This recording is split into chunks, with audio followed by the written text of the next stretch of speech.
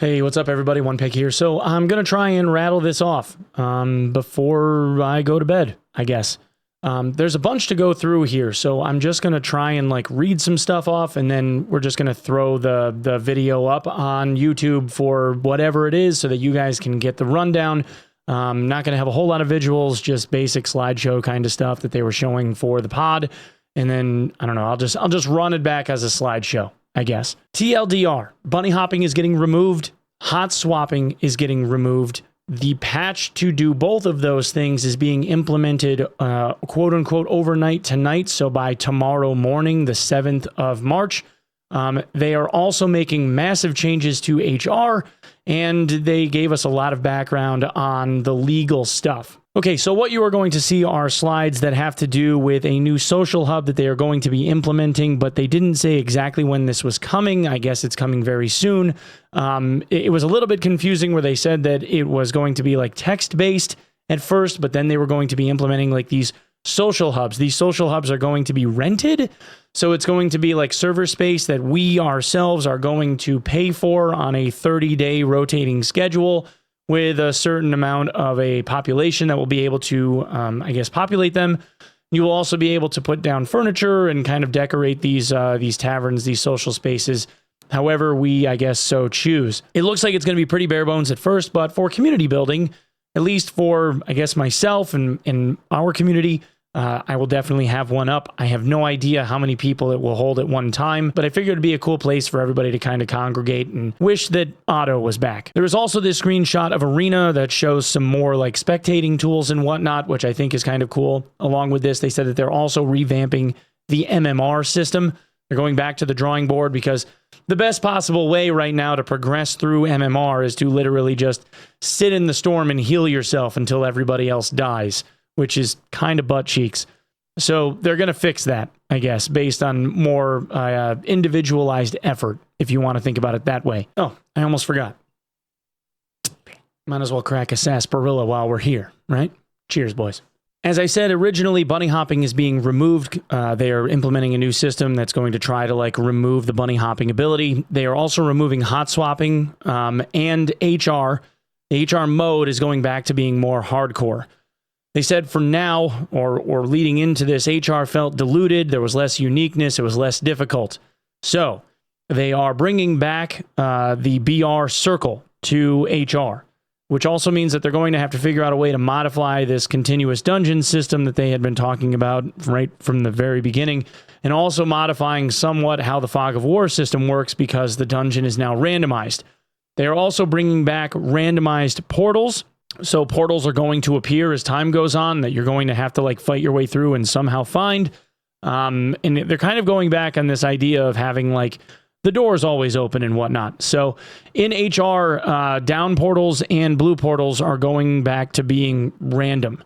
So yeah, happy hunting. They're trying to make HR more of a feeling of barely surviving. They want the survival rate of HR to kind of be abysmal, which I don't really know if that's a good idea for the gear accumulation side of things and whether or not that's actually going to feel any damn good, but the Hyper Chads, maybe the Hyper Chads will like it. I don't know. Personally, I'm not a big fan of this. I know that I'm not the world's greatest gamer, don't get me wrong, but I feel like HR was already a pretty good challenge, and then you had the PvP side of it. Although it didn't feel like the PvP was being forced as much, I feel like the BR circle would probably be enough, but maybe that's just me. They also did mention that they're not going to be utilizing the test server very much anymore. And we've had conversations about this in the past. Odin said and has said repeatedly in conversations that I've even had with him that they're pushing in a direction where they're going to try and be more transparent. They're modifying their managerial style a little bit so that it's going to be more delegating, more macro level managing, not micro level management, where SDF feels like he has to have his hands in every little thing. And in doing so, they're trying to be a little bit more transparent and give people more open communication and give people more reactivity on things like bug reports to at least acknowledge publicly that they're aware of a bug's existence, for instance, and just be generally more communicative, which I think is a great idea. And especially given that they're modifying HR in the middle of a season where they still haven't shown us what the HR leaderboard rewards are going to be, when we're looking at they are going to need to be extremely hyper reactive to fixing any issues with this modification of HR in a big way so that people don't lose their fucking shit. Okay, on to the legal stuff regarding this case. So they started off by saying they thought that they were going to have a full victory. And then it came out as a partial victory and partial defeat, one that they plan on appealing. And they did offer an awful lot of insight here. So for those of you that are relatively interested in any of the legal stuff that's been going on, I'll kind of summarize it the best way that I can based on a lot of the stuff that Terry was talking about, because he said a lot of words. Okay, so there were three main charges that were against Iron Mace. The first one was DMCA. Obviously, we saw that it got delisted from Steam, right? Everybody was kind of on the same page with that, made big old headlines and everything. Iron Mace won that part of it. The charges for DMCA were dismissed. They got relisted on Steam. And basically, the finding in the Korean court was the same thing as what was found in the United States courts, in that the games were not what is referred to as significantly similar.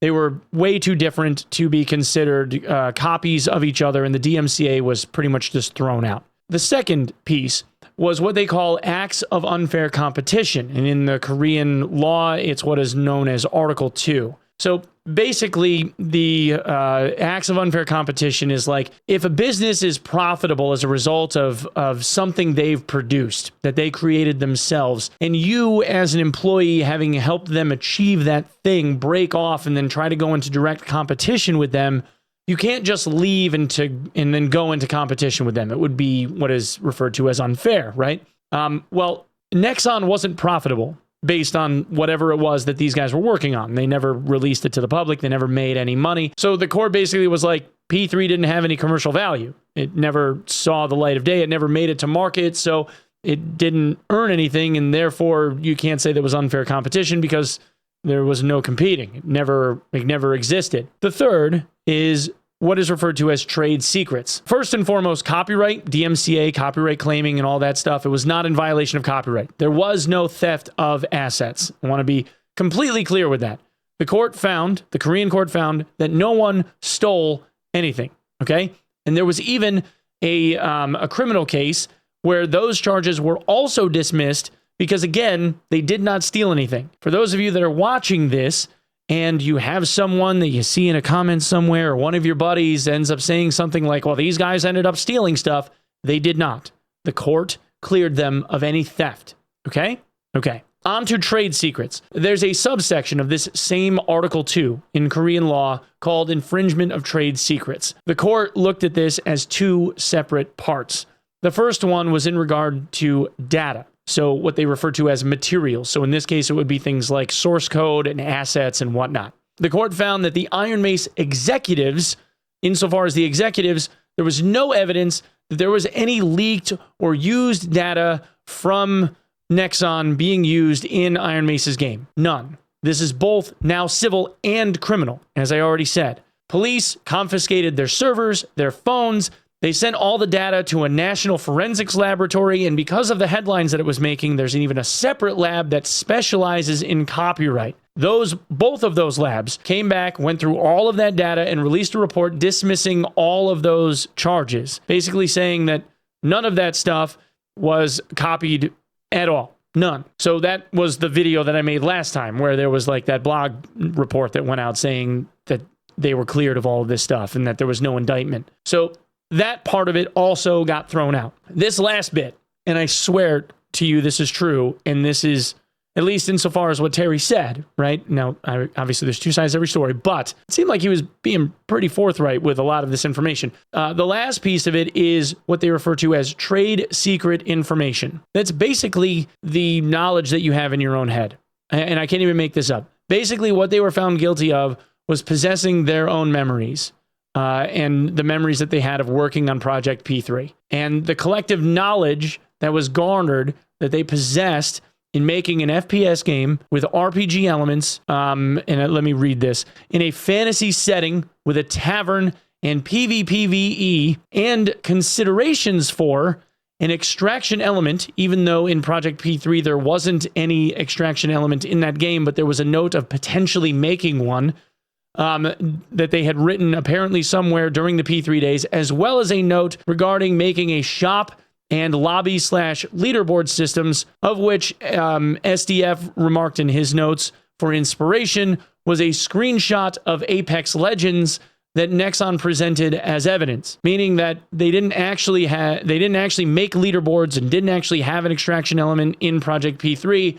There was just a chicken scratch note somewhere saying that they were thinking about maybe doing that, and the inspiration Pinterest board that got created for a leaderboard included the lobby startup screen for Apex Legends and a leaderboard system that referenced Apex as something that they were looking into doing, but never actually implemented, and that was used as evidentiary information. Also, not only Terry and SDF's memories were evidentiary, but also they recruited people that left Nexon to join them and their memories of having worked on Project P3, basically saying that Iron Mace could not have made this game had those guys not also retained their memory of working at Nexon.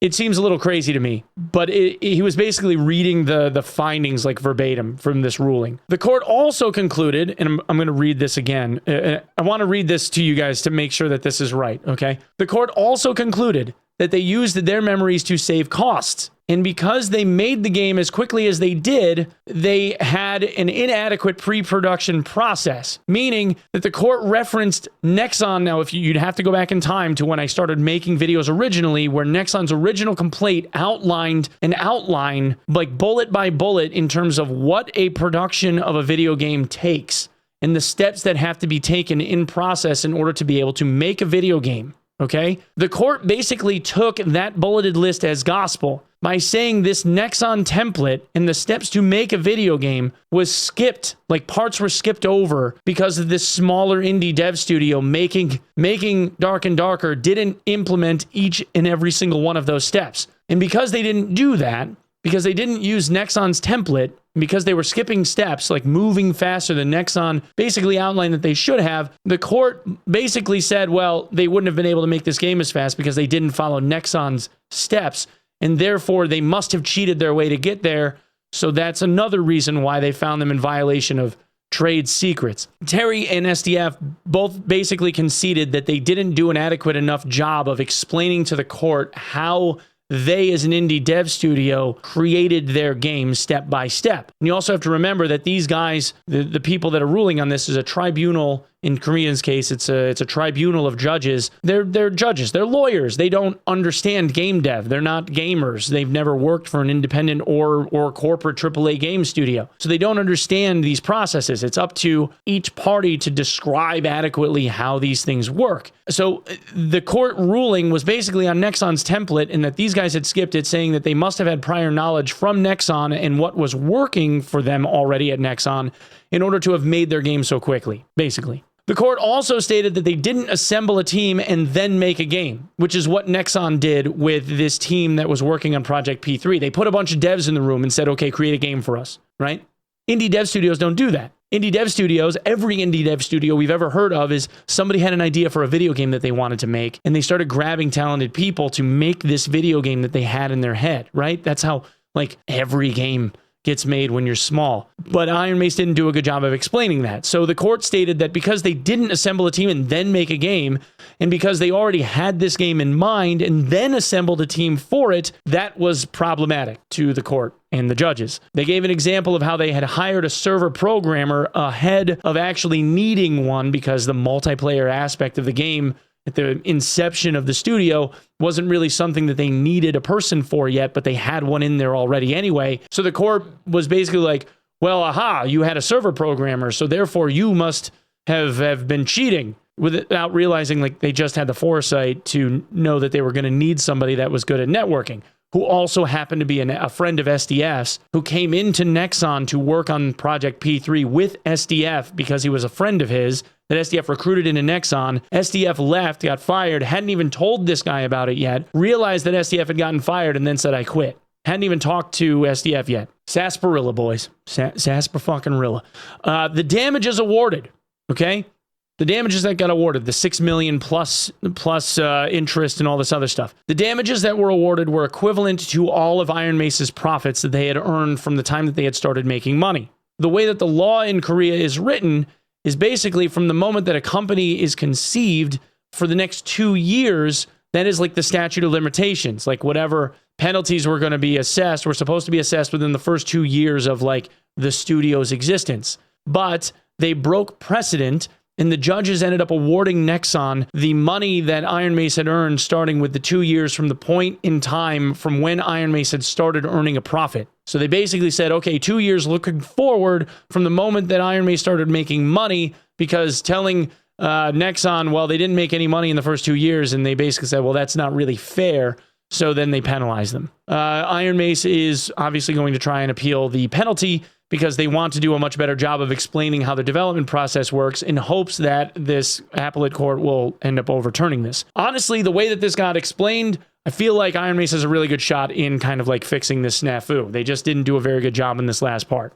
They apparently did an amazing job for the bunch of stuff that came before it, but this last item nipped them in the ass because, as Terry said, they only wrote like 2 sentences worth of defense on this last count instead of really hitting it hard like they should have, probably because they overestimated that the judges would have a level of understanding that they obviously didn't have. So, moral of the story, both sides are appealing. Nexon is trying to bring back copyright stuff, and Iron Mace is trying to bring back the trade secrets portion. Double moral of the story. Dark and Darker is not going anywhere. They say that they have ample funds to be able to continue development, and the people that got let go were let go because of differences in opinion or vision, not because they were running out of money and needed to let go of people because of money trouble. They say that they're flush with cash and they're just fine. Basically, like normal mode for court got cleared, and now they're onto the HR lobby. I don't know how else to put that. Triple moral of the story. This is also why the development of the game has been so much slower, because they were putting a lot of manpower into this court bullshit. Financially, this ended up hurting them, but the game isn't going anywhere. Again. Now on to the Krafton stuff. Dark and Darker Mobile. Krafton backed out based on an amicable split between the two companies. Both sides had differing expectations in terms of how to like share the IP and the shared IP, and they both decided that it would be too much effort for both parties to make the mobile game, so they parted ways as friends. Epic Games. Epic Games was delisted. We already covered that earlier today. The legal team at Epic basically told the rep over at Epic to call the guys at Iron Mace and tell them that it was already decided the game's getting delisted. There's no conversation to be had, basically because of the ruling that came down from the Korean court.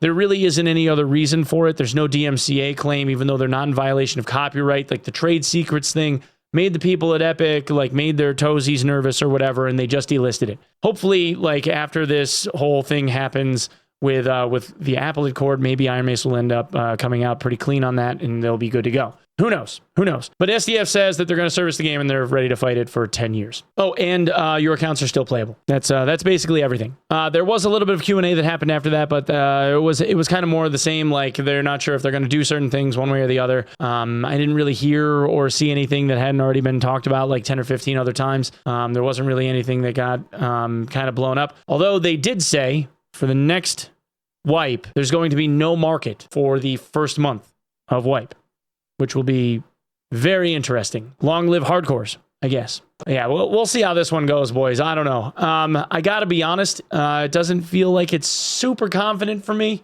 Obviously, I'm still gonna play the game. I'm still gonna go get Demigod. I'm still gonna go play Arena and like frag out, and you know, we'll be having some fun here and there. But if I'm being honest, aside from, you know, giving you guys a couple of news updates here and there, I'm really trying to lean hard on the storyboarded, like writing out scripts and like telling you guys like some cool narrated like essay stuff when it comes to like gaming world and like things around it and all of that. So really trying to push that content hard, man. Like that's way more fun. I'm just being honest. Anyway, love you all. Thank you guys so much for coming and checking out the video. Hopefully, y'all be with me for the ride as we continue and progress and all that stuff. And I'm gonna finish my sarsaparilla, and we'll have ourselves a good nap. And I will see you guys in the morning and in the next video. Thank you so much for lending me your eyeballs, everybody. Bye.